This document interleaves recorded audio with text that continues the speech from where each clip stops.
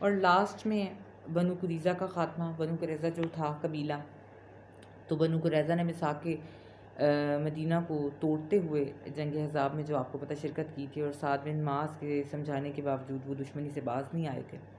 تو چنانچہ حضور صلی اللہ علیہ وسلم جب غزوہ سے واپس پہنچے تو ظہر کی نماز ادا کرنے کے بعد حکم دیا کہ عصر کی نماز بنو قریظہ کے علاقے میں جا کر پڑھی جائے. تو اسلام کا یہ سب سے بڑا دشمن جو حی بن اخطب ابھی تک بنو قریظہ ہی کے پاس آپ کو پتہ کہ ٹھہرا ہوا تھا، تو مومنین نے بنو قریظہ کے قلعے کا محاصرہ کر لیا. اور بنو قریظہ کے سردار کعب بن اسد نے اپنی قوم سے کہا کہ ہم کمزور ہیں اور ہم سے مسلمانوں کا مقابلہ نہیں ہو سکے گا، اور ہم یہ بھی جانتے ہیں کہ محمد صلی اللہ علیہ وسلم سچے نبی ہیں، اور اس لیے ہمیں اسلام قبول کر لینا چاہیے. لیکن قوم نہ مانی، اور دوسری تجویز اس نے یہ سامنے رکھی کہ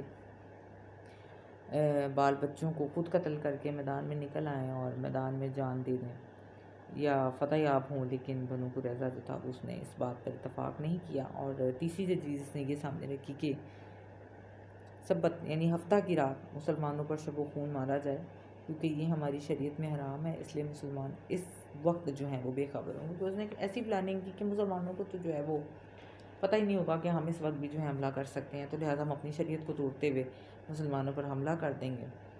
تو یہ بھی بات نہ مانی. اس کے بعد بنو قریظہ کا وہ شخص جو تھا وہ مسلمان ہو گیا، اور اپنے قبیلے کو بدودھی کا اس نے مجرم قرار دے کر خود قلعے سے جو تھا وہ نکل آئے.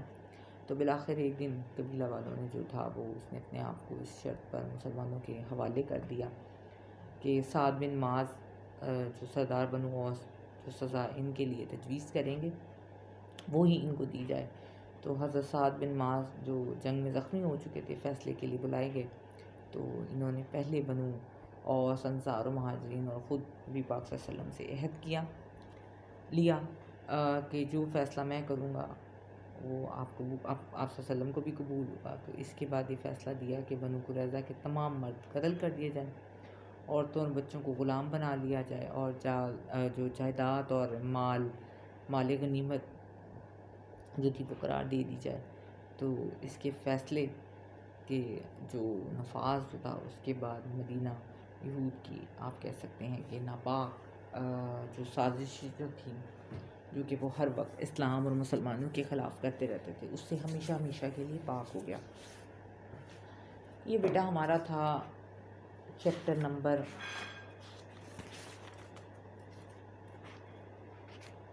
جو ہم نے آج کیا ہے. ختم ہوتا ہے ہمارا چیپٹر نمبر 5، اور جس میں کہ ہم نے غزوات کے بارے میں جو ہے وہ پڑھا ہے. انشاءاللہ کل ہم اپنا چیپٹر نمبر 6 سٹارٹ کریں گے، بلکہ کل ہم جو ہیں وہ چیپٹر نمبر 5 کی آبجیکٹیوز جو ہے وہ میں آپ کو کرواؤں گی. تو آپ لوگ آبجیکٹیوز جو ہیں چیپٹر نمبر 5 کے اس کو اچھے طریقے سے یاد کریں اور 2 دن لگا کر یاد کریں. اس کے بعد ہم اپنا نیکسٹ چیپٹر جو ہے اس کو سٹارٹ کریں گے. اپنا بہت زیادہ خیال رکھیے گا. اللہ حافظ.